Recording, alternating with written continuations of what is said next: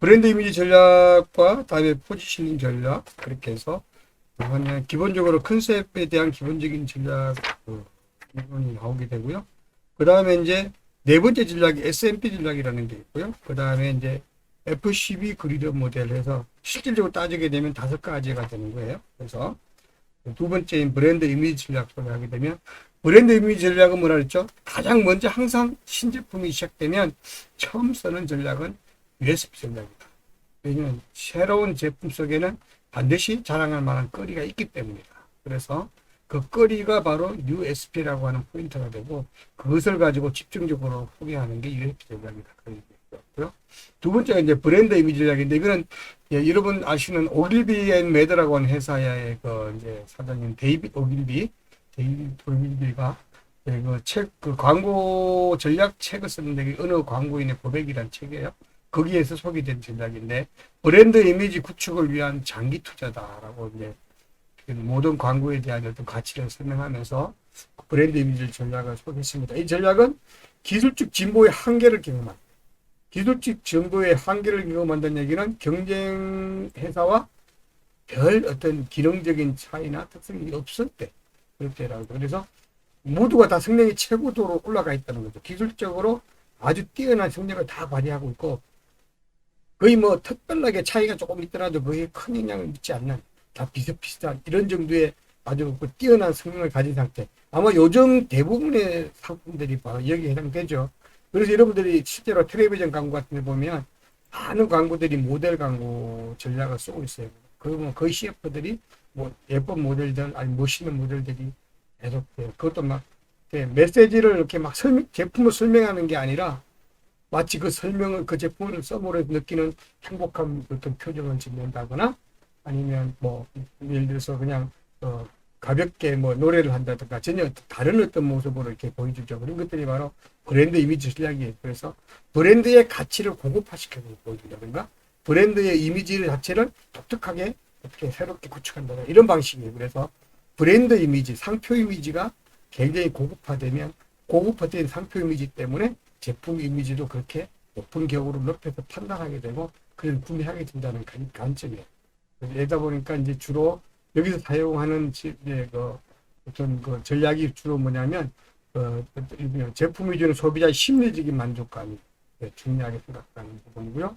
지금 또 자기 제품은 모든 제품은 자기만의 독특한 이미지가 있는데 그 이미지는 소비자의 심리 속에서 갖고 있는 거다. 저 회사에서 만든 거는 왠지 세련되다.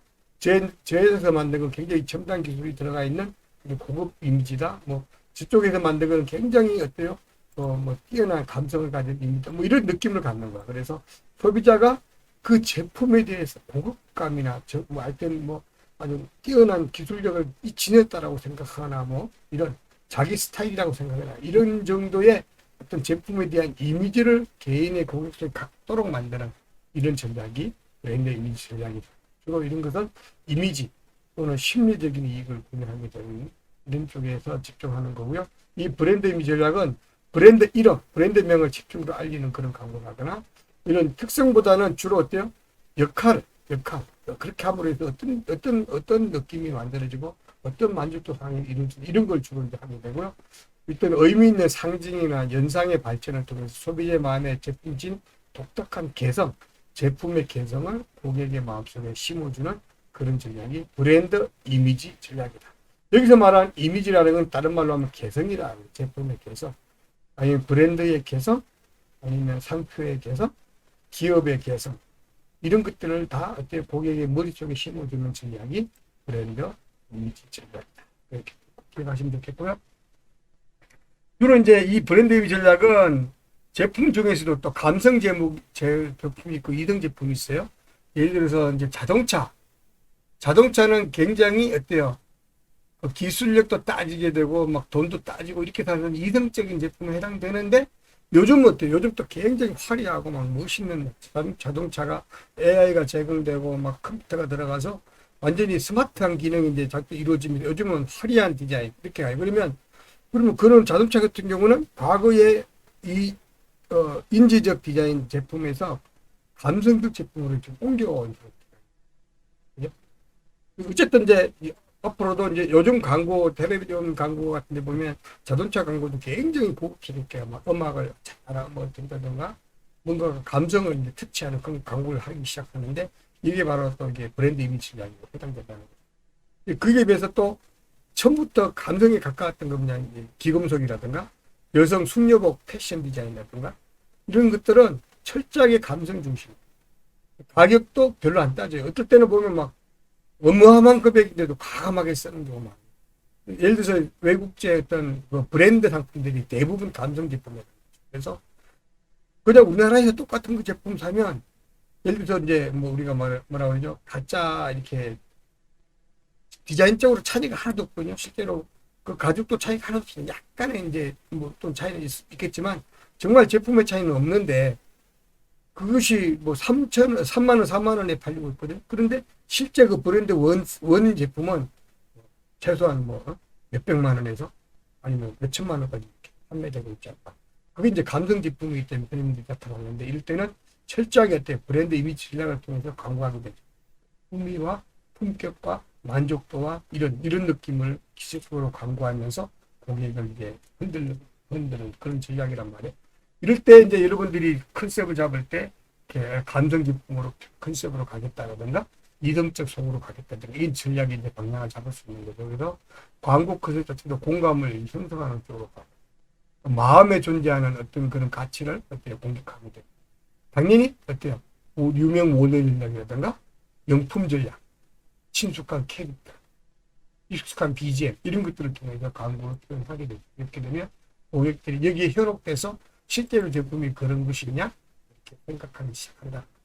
이렇게 브랜드 개성을 의미하고요. 브랜드 개성을 가지고 있는 이런 개성은 시장에서 제품을 살릴 수도 있고 죽일 수도 있다라고 하는 이런 그 주장을 하고 있는 전략이에요. 이 개성이 곧 제품의 생명력을 좌우한다. 강력한 힘으로 지배할 수 있다. 뭐 이런 식으로 주장하는 거죠. 그래서 제품의 개성이 훨씬 실제 기능보다 중요하다. 제품의 개성은 제품의 이름이고 제품의 포장을, 제품의 가격, 제품의 어떤 광고 이런 것들이 다 표현이 가능합니다. 제품 그 자체의 본질 등으로 인해서 상징이나 연상을 통하여 소비자 마음에 어떻게 제품의 개성을 심어주느냐 여기다 초점을 맞춘 광고 컨셉이 브랜드 이미지 전략. 그래서 BIP라고 그래요. BIP. USP, BIP. 아시겠죠? BIP. 이렇게 가시고. 그래서 두 개의 전략을 소개해 지금 설명해주고 있고요. 이제 이거는 굉장히 고가의 제품이죠. 최신의 이미지를 표현하는 의류, 주류, 기호품, 사치품. 요즘은 아까 말했죠. 인지적 제품이었던 것들이 요즘은 이쪽으로 들어오는 것들이죠. 자동차도 고가 자동차. 요즘은 이제 저 같은 경우 이번에 이제 그랜저 이렇게 보면서 느꼈는데 그랜저랑 기아에서 K8 요즘 집중적으로 광고하고 있는데 굉장히 감성적으로 변했어요. 옛날에는 기능 중심으로 판매했던 것들인데 지금은 기능이지만 기능도 설명하면서 감각, 감성, 그 느끼는 어떤 만족감 이쪽으로 집중적으로 설명하고 광고하고 있다. 그런 게 바로 여기도 추가적으로 해야 되고요. 다음에 고급 시계 같은 거 있습니다. 이 설명들 한번 읽어보시면 될 것 같아요. 다음에 이제 세 번째 전략이 포지셔닝 전략인데요. 요거는 알라이저와 잭 트라우스라고는 그 사람들에 의해서 개발된 포지셔닝 전략이고요. 이 포지셔닝 전략은 포지셔닝 전략 모델이라고 하기 이전부터 포지셔닝에 대한 개념은 여러분들 다 알고 있고 기본적으로 조사 분석하는 단계에서 제품이 어느 포지션에 있는가를 이제 조사 분석하는 그런 일을 하게 되는데 그 포지션의 위치를 바꿔주는 전략을 바로 포지션 전략 모델이라고 하는 거예요. 그래서 일반적으로 이 그림을 보게 되면 어떤 A라는 제품이 이 그룹군에서 다 이렇게 소개되고 있고 판매되고 있고 여기서 엄청난 시장이 확장되어 있단 말이에요.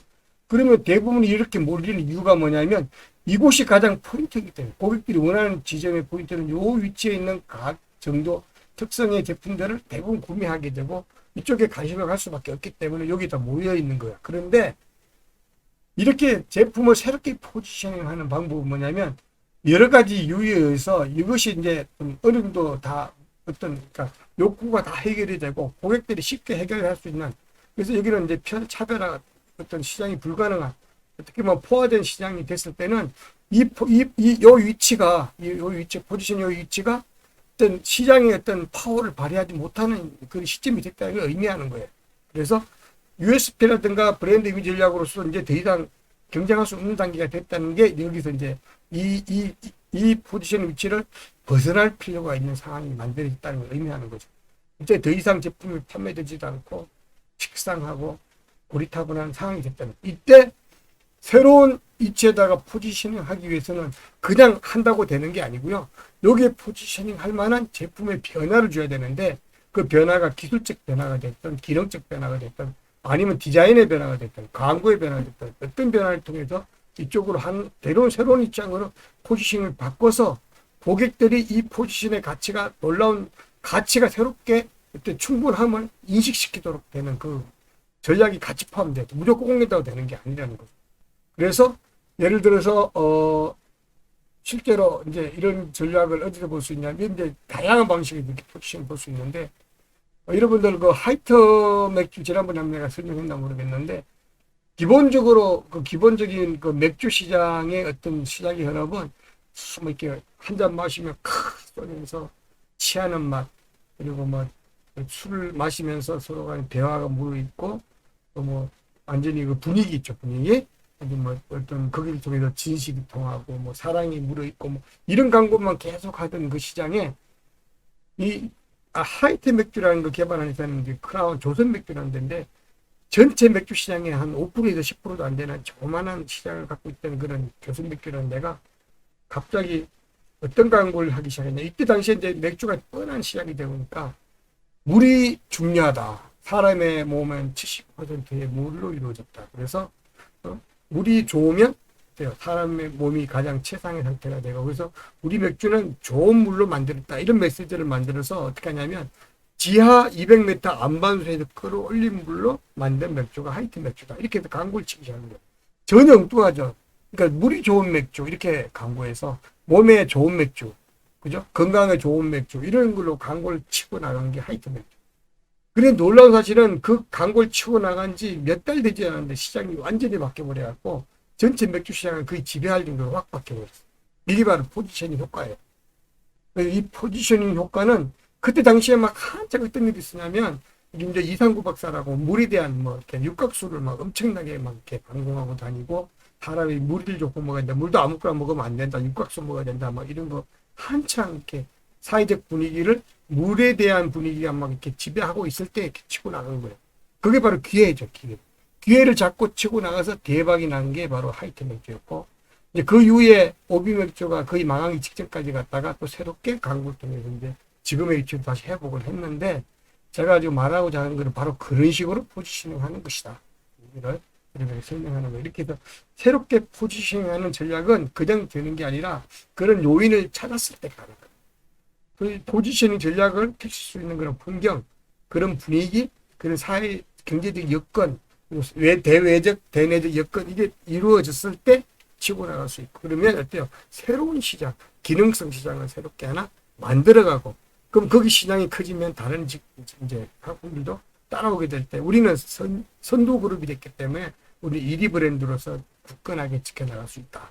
그리고 사실 다른 브랜드가 따라와 주지 않으면 시장이 커지질 않아요. 그래서 다른 브랜드들이 막 따라와 주는 게 굉장히 효과적이고요. 그네들이 따라와서 함께 홍보 활동을 해주고 함께 판촉 활동을 해줄수록 시장은 확대되고 일반인들에게 인식도 커지게 되면 시장이 확산되고 거기서 우리는 굳건히 1위 브랜드로 서 있기 때문에 계속적으로 매출이 올라갈 수 있다. 이게 이제 마케팅 기본 전략이라는 거죠. 그래서 이런 포지셔닝 전략은 철저하게 나만 할 수 없고 함께 따라오도록 만들면서 우리의 특성을 새롭게 만들어서 나가는 전략이고 이걸 통해서 1위 브랜드의 위치를 유지하는 것이 포지셔닝이다. 포지셔닝 사용되는 건 이 세계에 대한 포지셔닝도 있고 뭐 다양한 포지셔닝이 있죠. 그래서 보게 되면 포지셔닝에 기본적으로 사용되는 특성 몇 가지가 있는데 고객의 편익에 의한 포지셔닝을 찾는 방법이고요. 가격과 품질에 의한 포지셔닝, 사용 상황에 의한 포지셔닝, 제품 사용자의 특성에 따른 포지셔닝, 제품 종류별로 포지셔닝, 문화적인 신분별 포지셔닝, 경쟁 상별, 이거 각각의 경우에 따라서 새롭게 우리 포지션을 할 수 있는 기회가 존재한다. 첫 번째가 제품 특성이나 고객의 편익에 의한 포지셔닝인데, 이거는 주로 브랜드와 상품 특성, 브랜드와 평이 이쪽을 이제 집중적으로 해서 개발하는 포지셔닝 전략이고요. 요 사례는 여러분들 좀 이렇게 오래된 과거들이기 때문에 여러분들 직접 와닿지는 않겠지만, 중요한 건 뭐냐면 어떤 여기 보시는 바와 같이 니코틴과 타르가 적은 브랜드라고 새롭게 보시면, 그 이전의 거는 담배 뭐 뻔하죠. 담배 그러면 대려 그 옛날에는 그 진한 맛, 그 나름대로 담배 진한 맛, 그래서 그걸 피규어되면서 스트레스 해소 막 이런 것들로 많이 이제 강구하고 그랬는 분위기 이런 걸 했는데, 그때 갑자기 막 이렇게 니코틴 타르가 적은 쪽으로 집중적으로 광고해서 스타가 됐던 이런 게, 그래서 타르가 적은 브랜드라고 하는 그런 포지셔닝을 새롭게 만들어가지고 지금 대부분 여기에 바로 제품의 특성에 의한 그런 포지셔닝 방법이다. 이것도 뭐 여러분들 읽어보셨으면 좋겠어요. 가격과 품질에 대한 포지셔닝은 이런 거죠. 갑자기 가격을 팍 떨어뜨려서 저가 제품으로 가는 포지셔닝. 예를 들어서 화장품이 최소한 10만 원 정도를 주고 사야 되는 시장이 있다. 근데 어느 날 갑자기 2만 원짜리 상품을 만들어서 길거리에 판다. 근데 길거리가 아니고 광고를 때리면서 아주 저가 고급 샷을 만들어서 판다. 그랬을 때 대박이 나는데 실제로 그런 경우가 있었죠. 여러분 브랜드 갑자기 이름이 나는데 갑자기 하여튼 그런 전략이에요. 또 아니면 최고가로 마치 그 세계적인 브랜드처럼 고가 품질로 해서 인식을 시키면서 나가는 전략. 그래서 예를 들어서 뭐 금가루 같은 거 넣어가지고 금으로 만든 화장품 그래서 고가로 판매했던 그런 때도 있었어요. 제가 한참 광고할 때인데 벌써 한 20, 30년 정도 전이었는데 금분으로 만든 화장품이 아주 그때 히트치고 나왔던 있었는데, 그것도 바로 그때예요. 그래서 금을 너머로 해서 금으로 만든 화장품 어마어마한 비싼 가격에 팔았고, 실제로 아줌마들이 피부에 좋다고 해서 엄청나게 샀던 그런, 이것도 하나의 그 품질과 가격에 대한 포지셔닝 방법이다. 근데 사실 이 품질 가격에 대한 포지셔닝은 함부로 쓰면 좀 피해 입을 때가 많아요. 한번 떨어뜨리면 다시 회복하기 힘든 그런 게 있고요.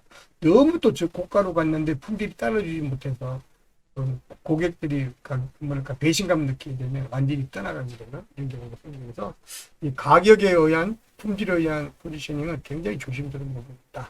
이건 굉장히 마케팅 전략과 이치에서 맞춰서 해야 되는 거죠. 그다음에 사용 상황을 가지고 포지셔닝하는 전략이에요. 여러분들 아이스크림 등이 울퉁불퉁 못생겨서 이런 것도 그때 못생긴 생김새 가지고 했던 그런 포지셔닝도 있었고요. 이런 것도 있어요. 한때는 빨아먹는 빨아먹는 아이스크림 그런 게 한번 있었어요. 그런 것도 아닌 사용 상황을 이렇게 변화시킴으로도 포지셔닝하는 그런 전략이 될 수 있고요. 짜서 먹는 어떤 아이스크림 이런 것도 차별화되는 거죠. 먹는 방식, 사용하는 방식을 변화시켰다는 그런 전략, 차별화 전략이다. 그다음에 이제 제품 사용자에 의한 전략인데, 누가 쓰는 제품인가? 예를 들어 대통령이 먹는 이렇게 그 자체가 이제 차별화되고 보급화되는 거죠. 아니면 의사가 주로 사용하는 아니면 교수님들이 사용하는 이런 식으로 해서 사용자를 이용해서 하는 포지셔닝. 이것도 굉장히 그게 맞는 특성을 잡아두는 거예요. 그다음에 이제 제품 종류에 따른 포지셔닝이 있는데, 요거는 이제 여러분 이거 세븐업 광고가 주로 했던 거였는데, 우리는 콜라가 아닙니다라고 했던 광고였어요. 옛날에는 세븐업이라는 게 미국에서 진짜 이름도 없고 팔리죠. 전혀 안 팔리고 고생을 하다가 이 광고회사가 이제 세워준 전략이 바로 세븐업 전략이었는데, 그때는 은콜라 캠페인을 했어요. 우리는 콜라가 아닙니다라는 걸 강하게 내세우면서 우리는 콜라가 아닌데 이러이러합니다라고 이제 함으로 해서, 그러면 콜라 대신에 콜라를 안 좋아하는 사람은 이걸 먹어야 되겠다라는 어떤 인식을 넣어줘가지고, 그래서 엄청나게 많이 팔렸던 그런 전략이었고, 또 대성공했던 전략이 바로 이게 제품의 종류를 이렇게 이용해서 하는 포지셔닝 방법이고요. 다음에 이제 문화적 심벌에 의한 포지셔닝인데, 예를 들어서 이런 거 있잖아요. 아메리카 카우보이로 사용되는 이런 거라든가, 아프리카 예를 들어서 마사이족이 사용하는 이러면 그게 자연의 어떤 이런 이미지를 갖게 한다든가, 이런 식으로 해서 문화적인 심벌을 이용해서 하는 그런 포지셔닝 방법. 이것도 효과적인 방법이 될 수 있고요. 다음에 경쟁 상대에 의한 이제 포지셔닝 방법이 있는데요. 이거는 주로 예를 들어서 경쟁 상대가 어떤 위치에 있는가에 상대적으로 그에 맞게 하는데, 예를 들어서 이런 거 있잖아요. 우리는 사실 뭐 꼴찌 브랜드인데, 예를 들어서 이제 막 생긴 지 얼마 안 돼 있는 브랜드인데, 예를 들어 1위 브랜드를 가지고 공략을 해 들어가는 거예요. 이렇게. 우리는 1위 브랜드가 될 수 없어서 2위 브랜드로 만족할 수밖에 없습니다. 어린 식으로 광고를 때린다 아닙니까? 그래서 이 AB 브랜드가 실제로 그렇게 해서 재생을 했는데, 이게 별로 안 됐던 회사가 1위 브랜드를 공불고 늘어진 거예요. 우리는 1위가 될 수 없었기 때문에 2위를 위한 전략을 펼친다든가. 그리고 우리는 1위가 될 수 없었기 때문에 우리는 어때요? 1위를 따라잡기 위해서 창문틀까지도 깨끗하게 먼지를 다 닦고 청소합니다. 그래서 우리는 1위가 될 수 없고 2위였기 때문에 1위를 잡기 위해서 우리는 고객 하나하나에게 응대를 이렇게 합니다. 뭐 하여튼 이런 식으로 엄청난 광고를 집중 때렸는데 대박이 난 거는 뒤집었어요. 드디어 1위 브랜드로 올라갔던 거예요. 이런 게 바로 이제 경쟁 상대를 딱 공격해서 나오는 그런 브랜드 전략 방법인데, 요건 잘 쓰면 굉장히 효과적이었고요. 실제로 요게 그때 했었던 광고 전략이었습니다. 그래서 대박을 났던 전략. 자, 이런 쭉 여러분들 보시면 될 것 같아요. 자, 이제 여러분들 포지셔닝 잘 아시죠? 여러분들 뭐 다른 어떤 그 과목에서도 포지셔닝에 대한 공부를 많이 하시고, 그래서 포지셔닝은 이 포지셔닝 맵에 대한 이 가로축과 세로축 여러분들이 자유롭게 선택하시면 돼요. 이 제품의 특성에 맞는 걸로 찾아서, 이 제품이 차가운 게 따뜻한 거, 음료수 같으면 차가운지 따뜻한 거, 그다음에 부드러운지 뭐 딱딱한지 이렇게 해서 주로 이제 이러면은 차가운 거 좋아하면 이쪽에 넣게 되겠죠. 그죠? 겨울에는 따뜻해가 계절별로 차이가 있을 거고. 근데 각각 이런 걸로 각각 이거 보시면 다 다르죠. 이거는 덜이냐, 비비드냐, 각각 포지셔닝 맵에 대한 소프트냐, 하드냐. 뭐 상황에 맞게 이 양비 이렇게 반대되는 축을 만들고 거기다 제품을 배치해서 효과를 보는 그런 쪽이에요. 이렇게 분석해 보면 포지셔닝을 할 수 있는데, 여러분들 실제로 포지셔닝 이렇게 연습을 하기 위해서 국내 아이스크림 브랜드 이미지 포지션을 직접 한번 해봤으면 좋겠고요. 오늘 제가 여러분들 요거 과제로 냈어요. 클래스 이렇게 들어있는데, 그래서 국내 아이스크림 브랜드를 쭉 여러분들 다 최대한 찾아가지고 여기다가 나름대로 여기다 고급 저거 그죠? 먹는 방법을 어떻게 감성적으로 먹는지 뭐 어떻게 먹는지 뭐 아니면 여러분들 나름대로 만들어서 이 포지션 배치를 한번 해보세요. 그래서 아이스크림 어떤 건 여기 들어가고 어떤 건 여기다 어떻게 들어가고 여기 들어가고 이렇게 해서 방식에 따라서 달라집니다. 두 번째는 커피와 전통차라는 얘기는 커피, 전통차 뭐 이런 음료에 해당되는 모든 걸 포함해서 여기다 배치해보라는 얘기예요. 물론 이 축은 여러분들이 자유롭게 하는데, 이 축을 잡을 자신이 없으면 앞에 있는 이런 것들 참조하시면 돼요. 여기 있는 것들 참조하시고 저 앞쪽에 또 있으니까 이런 거 참조하셔서 그걸 한번 잡아보시고 난 다음에 여기 이렇게 아이스크림과 전통차 커피집에서 포지션 해보시고, 다음에 이제 성룡차도 마찬가지예요. 이거 성룡차는 화물차나 버스는 빼고요. 화물차나 버스 빼고 성룡차에 대해서 이거 포지셔닝을 한번 해보시고, 이 세 가지 과제입니다. 이렇게 해보고요. 지금부터 S&P 전략과 그다음에 이제 FCB 그리드 모델까지 강의하고 수업을 마무리할까 합니다. 자, 그러면 이제 이번에는 S&P 전략에 대해서 소개를 좀 해드릴게요. S&P 전략은 싱글 마인디드 프로포지션, 그래서 하나의 단일 메시지를 만들어가는 전략. 그러니까 뭐냐면 심플 전략 이렇게 말하는 심플 전략. 거의 말해서 어떤 아무리 복잡한 광고를 하더라도 묶을 수 있는 거 묶어서 하나의 메시지를 전달해라. 이것도 좋고 저것도 좋고 저것도 좋고 다 이렇게 하지 말라는, 그건 아무 효과가 없다는 거예요. 하나를 강력한 하나의 파워를 엮어서 묶어내 공격해요. 하나의 다른 메시지를 전달하지 않으면 효과가 없다. 그래서 이것은 USP 전략보다도 더욱더 어때요? 소비자 지향적이고 커뮤니케이션 지향적인 그런 크리에이티브 전략이고, 커뮤니케이션 컨셉트를 광고 전반의 톤에 묻어. 광고 전반의 톤에 묻어라는 얘기 뭐냐면, 어떤 표현할 때 언어적인 표현, 색감, 서체, 이미지, 뭐 모델, 이 이미지 전부 다 모델이 어떤 이미지를 하나를 딱 통일시키라는 얘기. 통일된 이미지를 만들어줘야지 메시지가 하나 통일돼서 전달이 된다. 그런 얘기고요. 강력하게 어떤 이미지를 조장해서 소비자들이 그 이미지에서 강하게 인상을 받고 그 인상이 어때요? 뇌리에 박히도록 만들어주는 그런 전략이에요. 그래서 한마디로 한 가지를 집중적으로 단순하게 약속하는 컨셉, 이게 S&P 전략이다. 자사 브랜드만이 갖고 있는, 우리 브랜드만이 갖고 있는 탁월한 요소, 거기에다 포커스를 맞추고 나머지를 말하지 않는 거예요. 소비자들이 자사 브랜드를 선택하도록 강요하는 심리적, 물리적 제한이 해당되는 거예요. 여러 가지 장점을 하나로 집합해도 단일 메시지가 되고, 또 실제로 하나의 메시지만 해도 단일 메시지가 됩니다. 이렇게 해서 소비자들이 거부할 수 없도록 생생한 메시지로 전달하는 전략이 단일 메시지 S&P 전략이다. 이거는 USP 전략보다 훨씬 소비자 지향적이라고 했고요. 커뮤니케이션 지향적이라고 했어요. 소비자 지향적인 관점에서 소비자가 얻을 수 있는 이점. 그 중에서 자사 브랜드만이 갖고 있는 탁월한 요소. 자사 분야의 어떤 선택에서 강요한 심리적, 물리적 제한, 이런 것들을 전달해주는 방식입니다. 분명하게 강력한 한 가지 메시지를 약속하는 그런 표현이어야 되고요. 두 가지 이상의 약속이 존재한다면 그 묶을 수 있는 대로 최대한 하나 묶어서 단일 속으로 약속해라. 이것은 어때요? 전략적 선택을 의미하며, 전략적 선택을 뭘 의미하는 거죠? 선택되지 않은 것은 과감하게 포기하는 걸 말하는 거예요.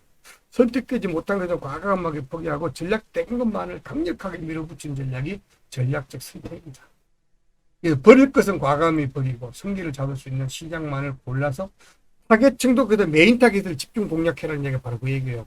다른 사람, 이 사람, 저 사람 다 욕심부리면 아무것도 잡을 수 없어요. 그래서 메인 타겟 하나만 집중적으로 공략하고 메시지도 그들 필요한 것만 집중적으로 강력하게 공략하면 그네들이 어때요? 받는 효과가 실질적으로는 서브타겟 동일하게 받는다.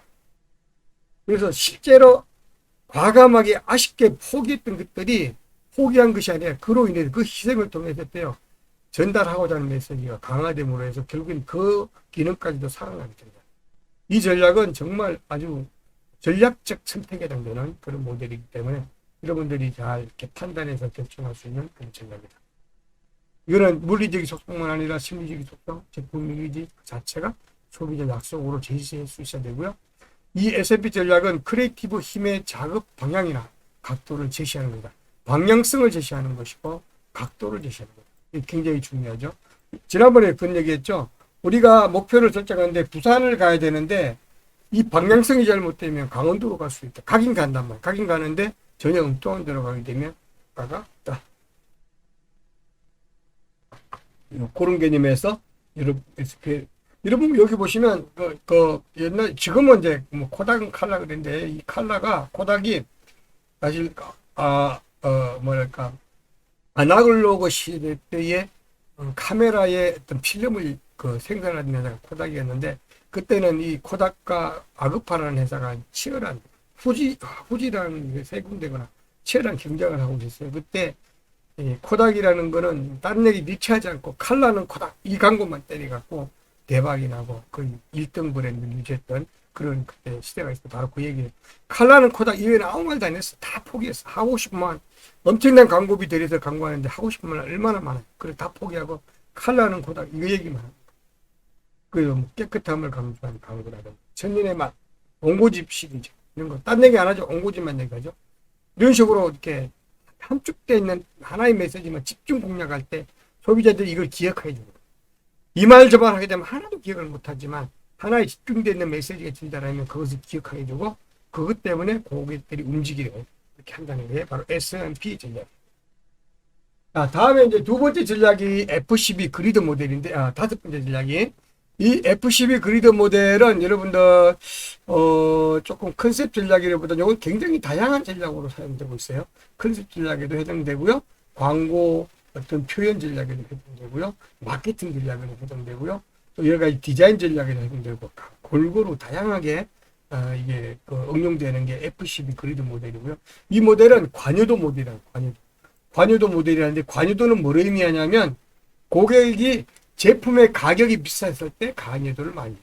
제품이 싸면 별로 관여도를 안 해요. 예를 들어서 뭐 10,000원 정도 내에서 구매할 수 있다 그러면 크게 따지지 않아. 한번 사봐. 손해보면 어때 뭐. 그래. 그리고 쉽게 구매할 수 있겠다. 이건 관여도가 낮은 거고요. 예를 들어서 자동차를 하나 산다 그러면 이거는 뭐 몇천만 원 들어가니까 잘못 사면 후에 막 급해요. 한번 사면은 최소 몇 년에서 몇십 년까지. 그래서 따지고 따져서 공부하고 정보를 뒤지고 뒤져서 그리고 많이 상담하고 또 보고 또 보고 하면서 결정해서 하는 게 관여도가 높은 거예요. 그 관여도가 높으냐 낮으냐를 기준으로 만든 그 모델이 그리드 모델이고요. 두 번째 관여도만 본 게 아니라 관여도와 함께 구매 동기를 보는데 구매 동기가 인지적이냐 감정적이냐 아까 잠깐 얘기했던 그거가 그래서 이렇게 이것도 포지션과 위치가 비슷한 거죠. 그래서 관여도가 높은 건 이쪽에 관여도가 높고요. 이쪽 관여도가 낮은 거. 이건 고가고 이건 저가라고 볼 수 있어요. 그다음에 그 고가이지만 고가의 오른쪽은 감성적인 거, 왼쪽은 이성적인 거.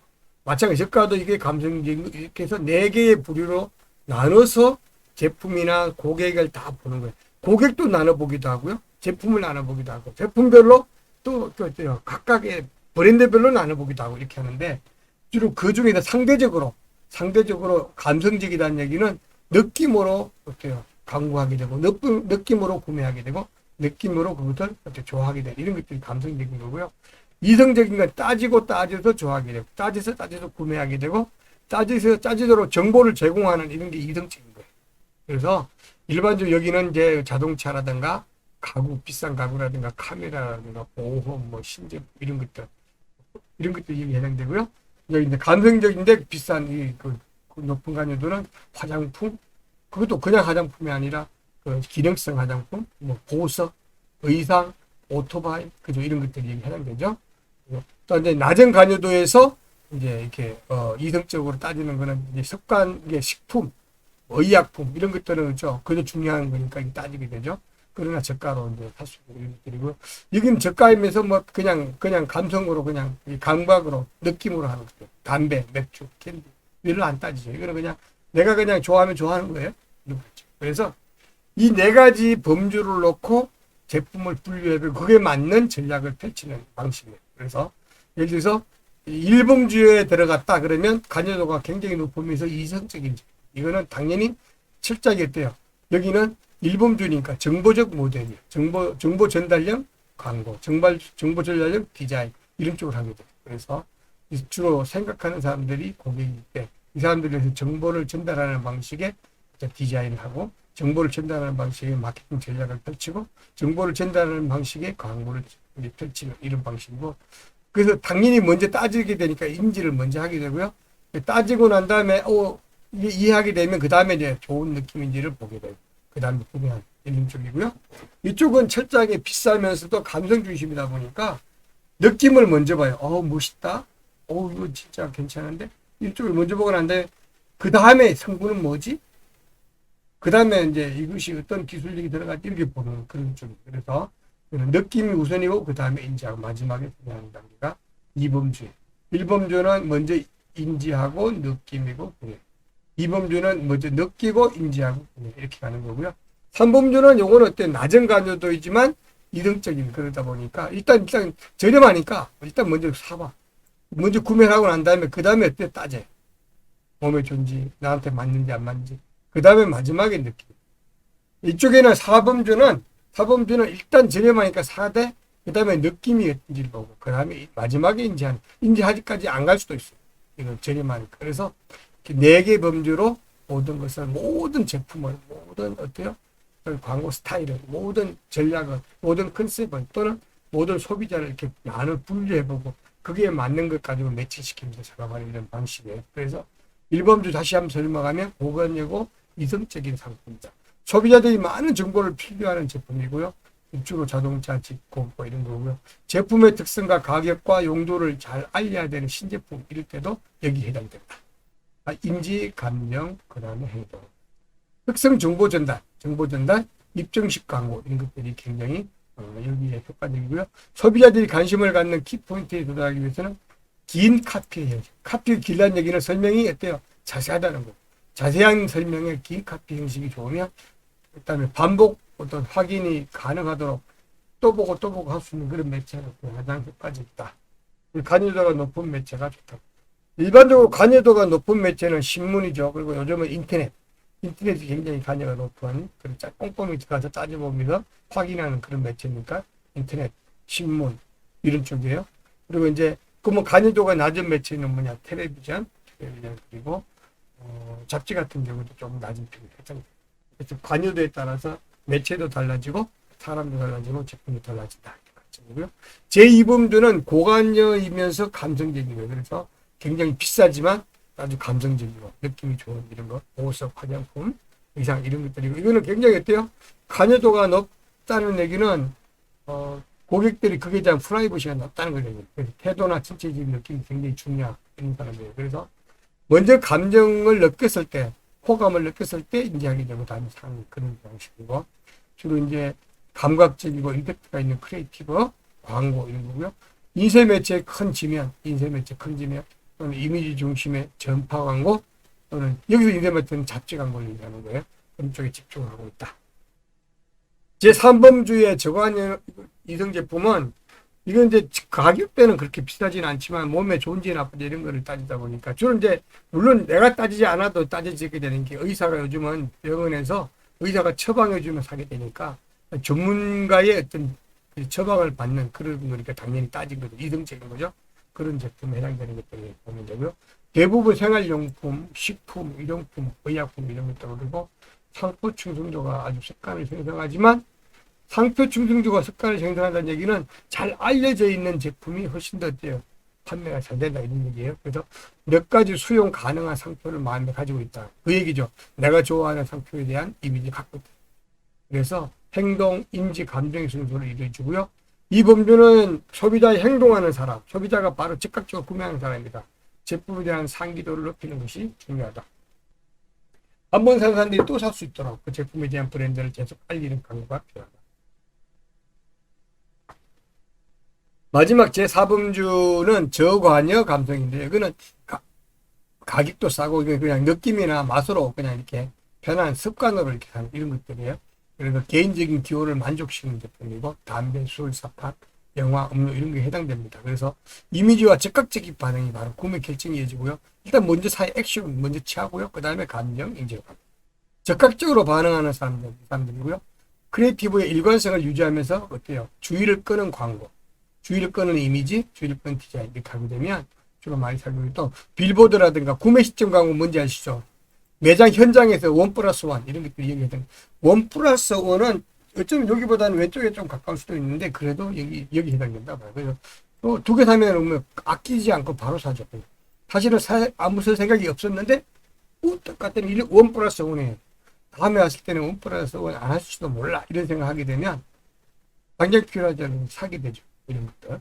그래서 구매 시점 광고 아주 효과적이다. 처럼 F12 그리드 모델과 크리에이티브 전략을 이제 연결시켜서 보게 되면 소비자의 심리를 파고드는 사고 틀을 만들어주는 이런 광고가 필요하고요. 광고 또는 커뮤니케이션 컨셉을 설정해주는 그런 기능이 필요하고요. 디자인 작업에도 결정적인 도움을 주고 네 가지 범주는 광고뿐만 아니라 사물을 사고하는 방식을 가르쳐주는 그런 전략이다. 그러므로 해서 F12 그리드 모델 여러분들 제대로 이해하게 되면 의외로 전략 표현에 굉장히 도움이 된다. 지금까지 설명한 걸 다시 정리해 놓은 거예요. 이거 보시면 인지, 감정, 관여도가 높은 제품 이런 것들입니다.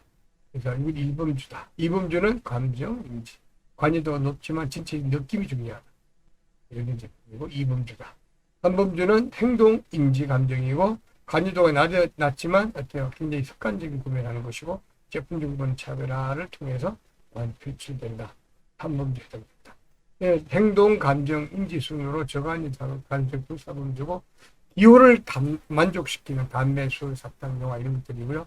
이미지와 즉각적 반응이 구매 결정에 영향을 미치는 그런 전략이고 4범주에 해당된다.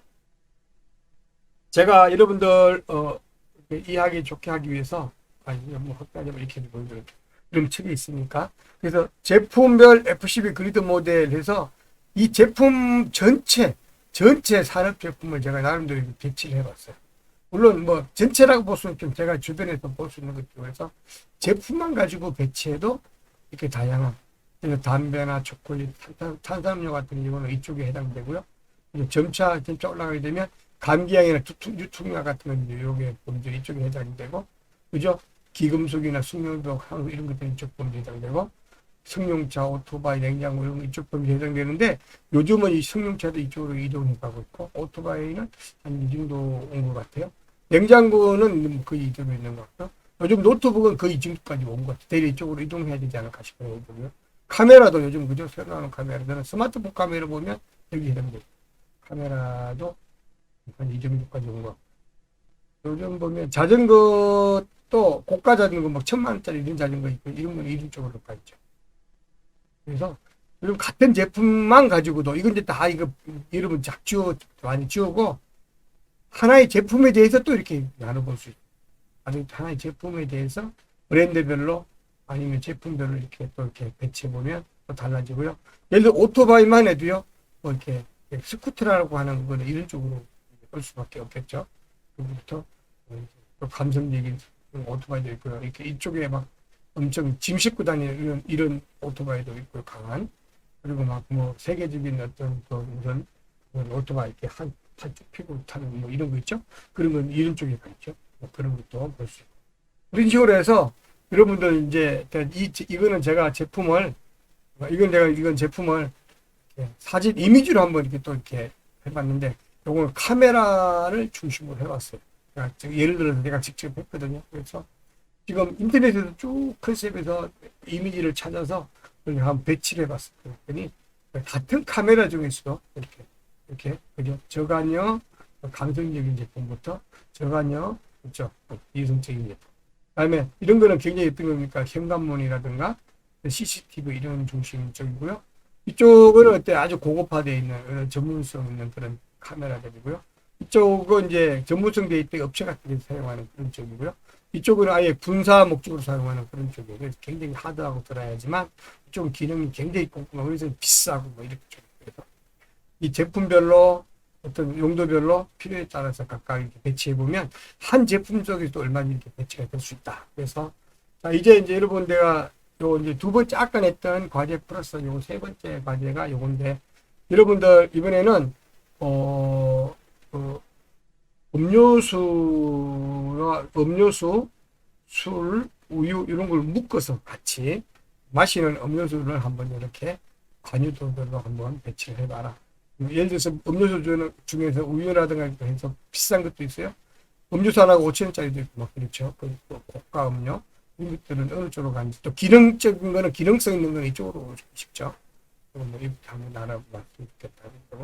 꼭 음료수만 하기가 좀 싫다. 그럼 여러분들 시계 같은 거 좀 해봐도 좋아요. 시계도 손목시계부터 뭐 착상시계, 벽걸이 시계 이런 여러 다양한 시계가 있는데 시계를 한번 이렇게 해보는 것도 좋고 여러분 선택해서 하세요. 시계로 해도 좋고 아니면 음료수로 해도 좋고 요즘 저는 그거 다 둘 다 싫고요. 내 나름대로 한번 해볼게요. 이런 사람들은 다른 방식으로도 괜찮아요. 여러분 제품을 선택해서 이렇게 한번 관여도를 한번 F12 그리드 모델에다 한번 이렇게 비교 나눠보게 되면 같은 제품이어도 이 범주에 따라서 어때요? 마케팅 전략도 판매하는 전략도 달라지고 광고 방식도 달라지고 디자인 어때요? 디자인 색감도 달라지고 디자인 표현 전략도 달라지고 그래서 한번 분류해 보는 거 한번 연습해 봤으면 좋겠고요. 분류해서 여러분들 어때요? 과제로 제출해 주시면 좋을 것 같아요.